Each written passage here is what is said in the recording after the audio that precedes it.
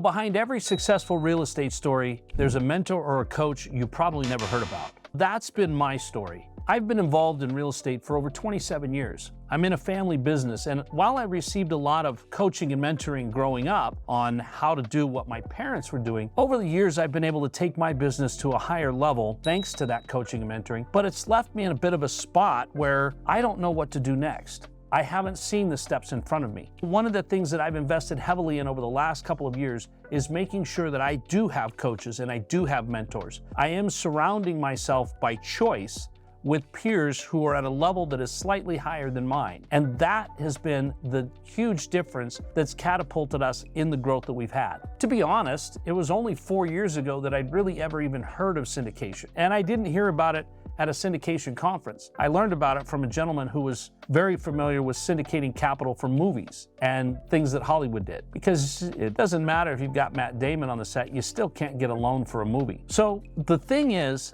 the biggest thing that I tell people to look at is if you're looking for a coach and a mentor, the biggest thing you're gonna get out of that is navigation or help navigating around some of the landmines that you didn't know were there. Some of the things that are in step 3 and 4 of a process that you're standing on step 1 looking at step 2. And while that may be very clear, when you start to magnify that as your business grows from $100,000 to $500,000 to $2 million, even larger than that, there can be some pretty hefty consequences. So I think the number one reason for getting a coach or a mentor is not because of the money you will make, but it's because of the mistakes you will avoid. The other thing I've gotten out of being with coaches and mentors is a networking goldmine. Literally being connected to people who are connecting everyone to everyone else has been imperative for my business. I can't tell you the number of introductions I've had because my coach knows somebody or one of my mentors knows somebody that's in another industry that is helpful to mine and or I'm helpful to theirs. See, the reality is becoming important to important people is something that happens at every step of the ladder, including coaches and mentors. So they always bring value to their clients by connecting you with people at or above your level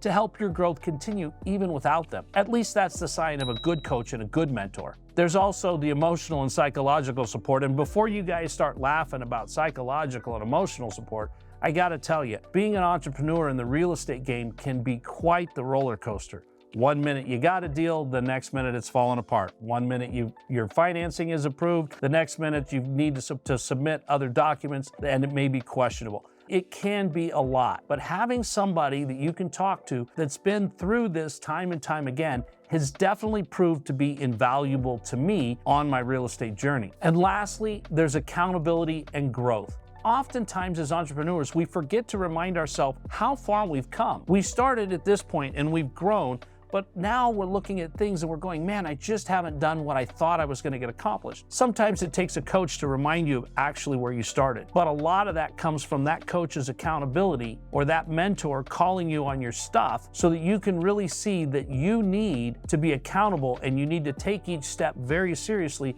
in order to accomplish that. So guys, I hope these tips have helped you understand why a coach or a mentor is imperative if you're planning to grow a massive business.